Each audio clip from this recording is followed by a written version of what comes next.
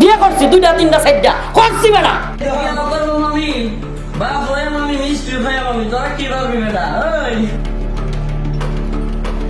শিশু বক্তা হিসেবে একসময় বেশ সুপরিচিত ছিলেন মাওলানা রফিকুল ইসলাম মাদানী।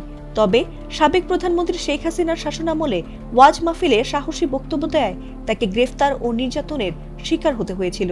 এরপর দীর্ঘদিন তেমন আলোচনায় না থাকলেও হঠাৎ তিনি জানিয়েছেন যে তিনি কন্যা সন্তানের বাবা হয়েছেন, তবে একই সঙ্গে তিনি দ্বিতীয় বিয়েও করেছেন। আর সে কারণে মিষ্টি খেয়ে উল্লাসও করেছিলেন তিনি। আর সেই ভিডিও দ্রুতই ভাইরাল হলে নিন্দার ঝড় ওঠে সামাজিক মাধ্যমগুলোতে।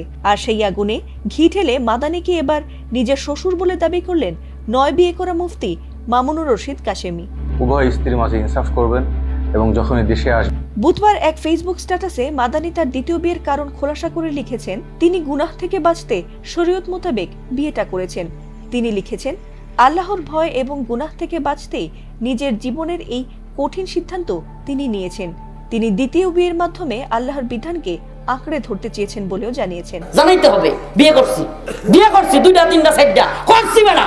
তবে প্রথম স্ত্রীর সন্তান জন্মের দিন তার অসুস্থতা সত্ত্বেও তার সেবা না করে আর ধৈর্য না ধরে দ্বিতীয় বিয়েকে প্রকাশে এনে মিষ্টি খাওয়ায় নেটিজেনদের তীব্র সমালোচনার মুখে পড়েন তিনি।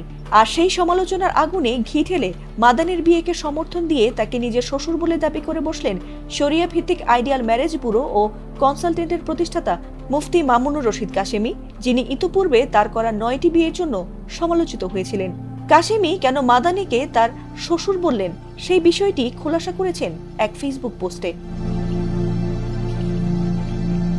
তিনি লিখেছেন, ইমামউদ্দিন সাহেব তিনি আমার বড় চাচার জামাই, তিনি আমার দুলাভাই।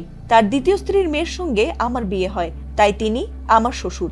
তার বড় স্ত্রীর বড় ছেলে আমার দ্বিতীয় স্ত্রীর বোন বিয়ে করেছে, তাই তিনি আমার তালই। আর রফিকুল ইসলাম মাদানী সাহেব মাসনা হিসেবে বিবাহ করেছেন হাফেজ ইমামউদ্দিন সাহেবের চতুর্থ স্ত্রীর ছোট বোনকে। সে হিসেবে তারা দুজনই এখন আমার ভাইরা ভাই। বলতে গেলে অবশেষে মাদানী ভাইও আমার শ্বশুর হয়ে গেলেন। যদিও এ সময় নিজের করা 9 বিয়ের পর আবার কোনো নতুন খবর আছে কিনা সেই বিষয়ে নেটিজেনদের প্রশ্নের কোনো জবাব দেননি মুফতি কাশেমি। ফাতিমা সুলতানা, এটিএন বাংলা।